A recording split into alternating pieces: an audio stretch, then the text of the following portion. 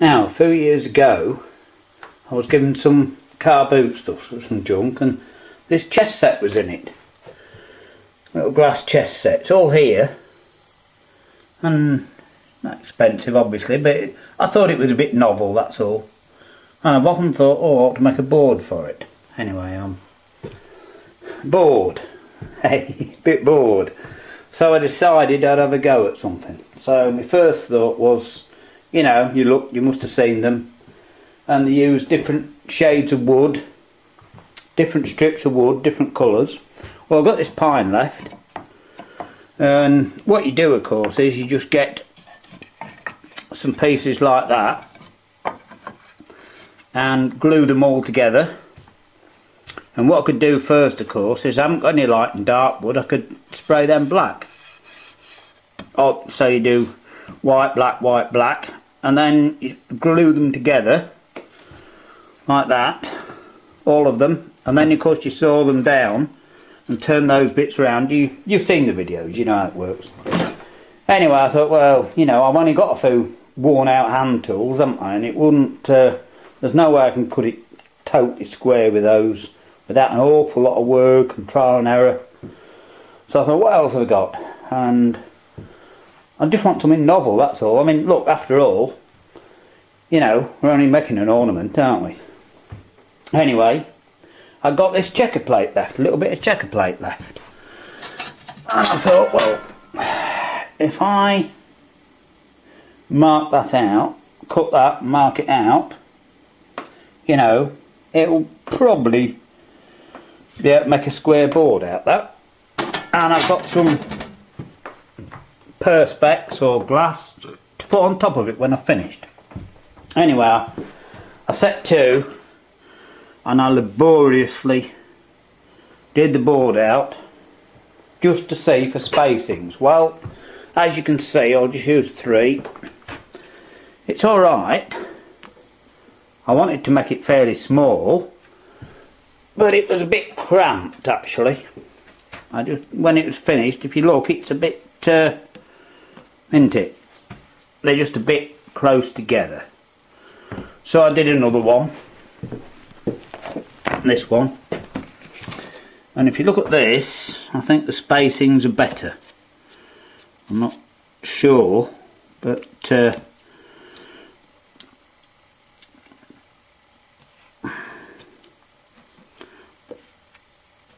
I'm pretty sure that looks better anyway. It's not much wider, I won't keep it small, but that looks better, so that's about the spacing. Anyway, what I did, I cut a piece of that off, right, which is a little bit bigger, and I thought what I should be able to do, first of all, is to do it with the angle grinder with a thin disc on. This one,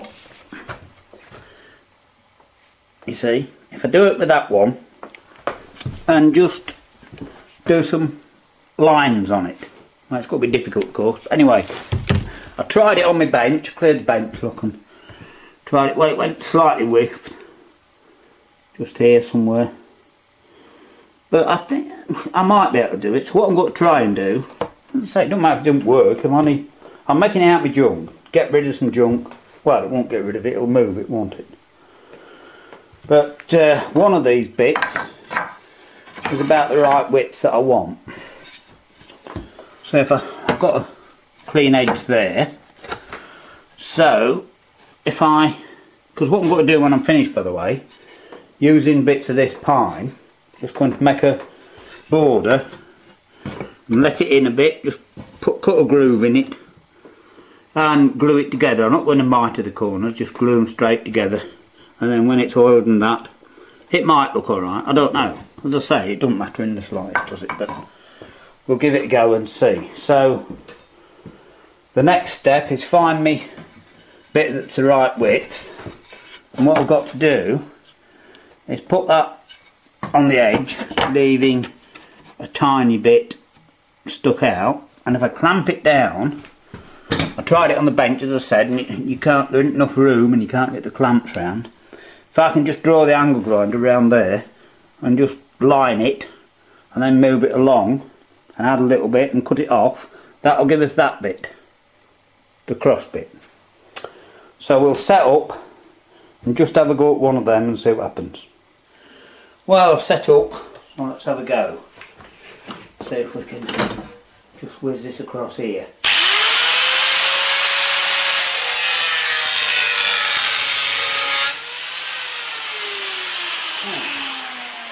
Surprisingly enough, that's worked very well. It has. That's actually worked. So, it's now a case of just making sure we can do it a few more times, but that's worked alright, that has. Oh.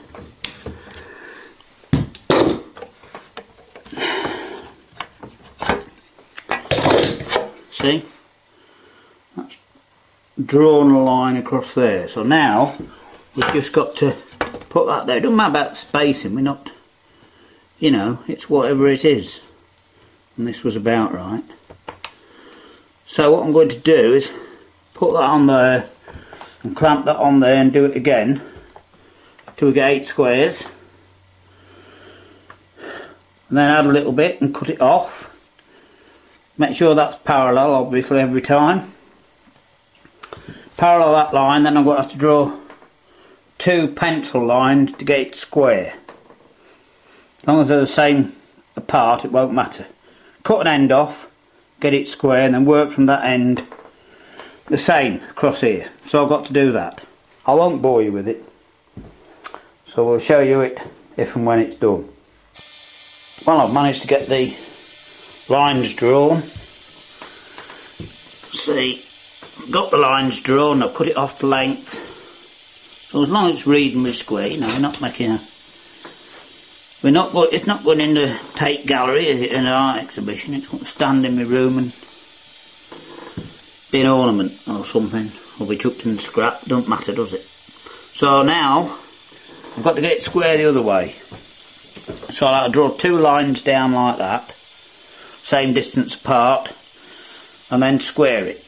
That's the best way to do it. So we'll do that, and then get the lines the other way and cut it for length. Cut it square first, do the lines across same way, cut it for length, and that'll be done then. Well, I've marked it and got it square, and I've cut it off, cut that end off, so I've got 2 face sides now, and that side I've just filed that and it's absolutely flat, so that's alright. Better than that one probably. Now, next thing is, we've now got to line it the other way until we get the distance that way.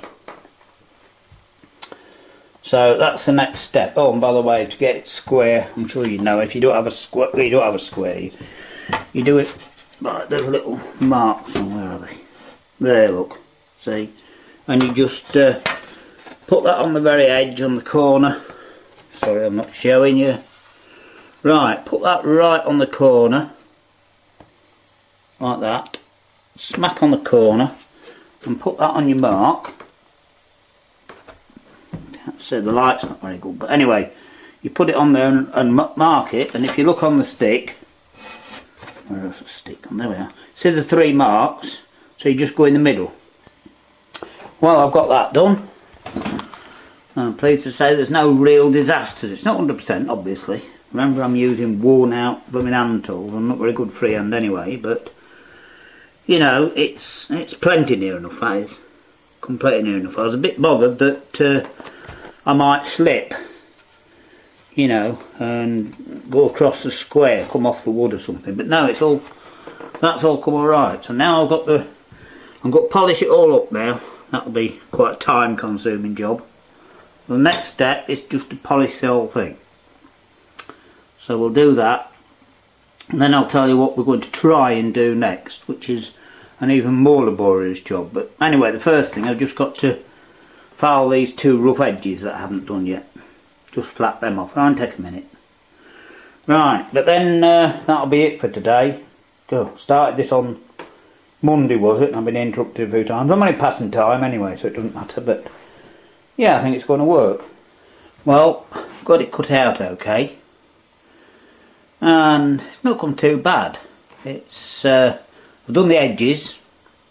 It's pretty square actually. So, like I said before, you know, we're not. It's not going to be perfect with what I've got, is it? But it might work. Anyway, what I'm going to do, I'm just going to polish it now. I'll do a middle one first, I think. Do one in the middle and just see how it comes on. Got some metal polish, got some new stuff. Look, it's that T-cut, it says. Metal polish. I don't know if it's any good or not. Not as good as what I had before, but anyway. We'll try it and see. Can't do any more, can I? So I'm just going to do a square or two. It's only small, luckily, so it shouldn't be that bad to do. Yeah, you can see the difference now, look. If I can get the light on it a little bit. It's a bit awkward in this light. But it certainly looks a lot different. Well, it took a little bit longer than I thought it would, but I don't know if you can see that, it's not gone too bad. I've got the polish out the grooves with a screwdriver, just ran a screwdriver through it, so it needs a little bit more. But no, when you just stand back a little bit, if you get ever so close it doesn't look that good, but if you just stand back a bit, and this light, as I say, I mean I'm under obviously artificial light because it's night time, and it's not too bad. Anyway, the next step is far more laborious because I've got to paint each other one black. So I'm going to try, it might not work, but anyway we'll see. I'm going to mask it all over and then cut out the squares and then spray it. So we'll have to see. Yeah, the spray's got to leach under the blooming masking tape, innit? And you know, it's not going to be, it's going to be a laborious long job, that is. Anyway, we're only doing it for fun. It's all fun, isn't it? So we'll see what happens next. Well, I finally got it all masked up. It's nowhere near going to be perfect. The paint will leach. It's going to be a heck of a lot of cleaning up, but I'm aware of that before I started.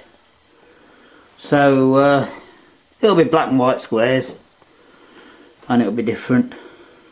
I mean, like I said, there's some scratches on it and that, but it's got to be different and it's got to work, I think. So it's actually coming better than I hoped for. We'll see how it goes. Well, that's actually turned out a lot better than I expected. Little bits just to do. As you can see, oh, it won't. No, I was too close. There. Let me get the light. Can you see that little bit there? And there's a little bit there, but you know, it's got to be very easy to clean up.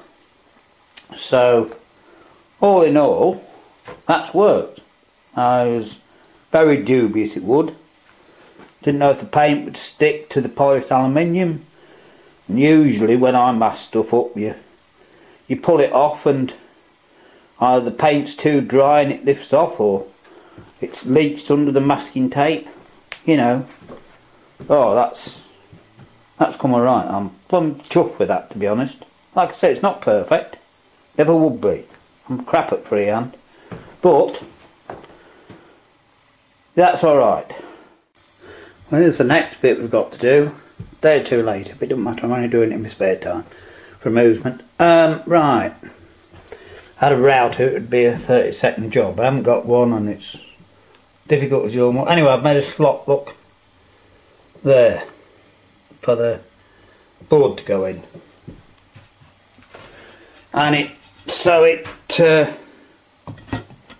anyway, it goes in like that, you see. If you can see that.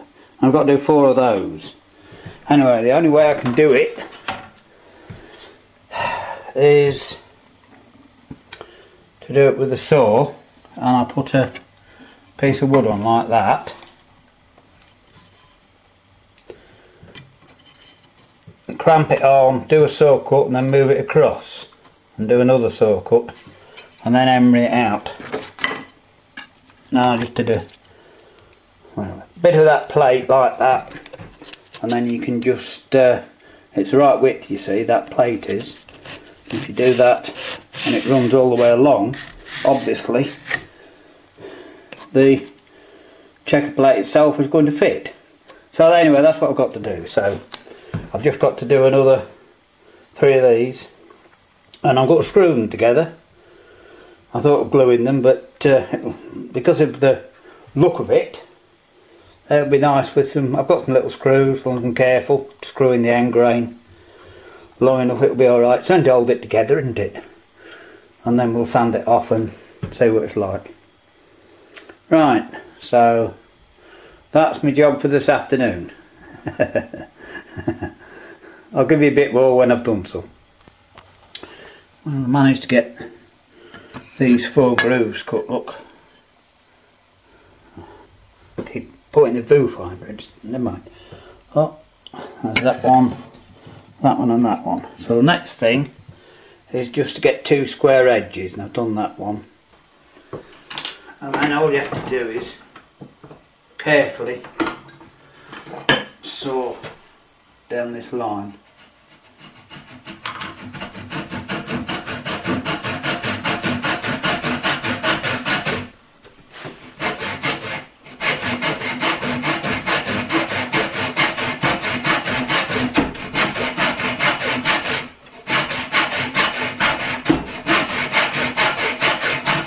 Once we're working with pine, it's nice and soft. The bad bit is it tends to run a lot. And make it more difficult to work with to get straight. Anyway, that's not too bad. See? That's not too bad, is it? It's got to be sanded up and that. Right, so what I'll do now, I'm going to have to drill the holes in here, put 2 on the sides up to that square edge, so it will be something like that, and put 2 screws in there. Then you put the board in, cut it to length and do the other side. Well, barring a bit of fettling, I got it done. You know, it's about the best I can hope for, I suppose. I mean, these are why I'm only using up junk, as I keep saying. And it's why they're called pine offcuts. You know, these are all the bits they couldn't use. For instance, this piece here, I don't know if you can see it on there, but it wasn't straight, and then there's a knot just there, and of course when you screw into it, that pushed it in slightly, so it's not 100%, but like I keep saying, you know, it's to use up my junk, that's all. And it's not come too bad. Well, it's not turned out too badly. Not quite as good as I hoped for, but, you know, given me lack of freehand skills and what to work with and a few worn out tools, I suppose I should be pretty happy with it. It looks alright actually. I put some glass in it. I managed to cut some glass and put a square of glass in. And it didn't break across the middle anyway, so I suppose that'll be alright. But it looks alright actually. In fact, it looks good. You see, the one's frosted and one's clear. I'm sure you can see that. So that's it. Got the frame all finished off, sanded up and oiled, and yeah, plenty good enough for sitting around, isn't it? There's a bit of an ornament. Right, so that's the end of this. Another project done.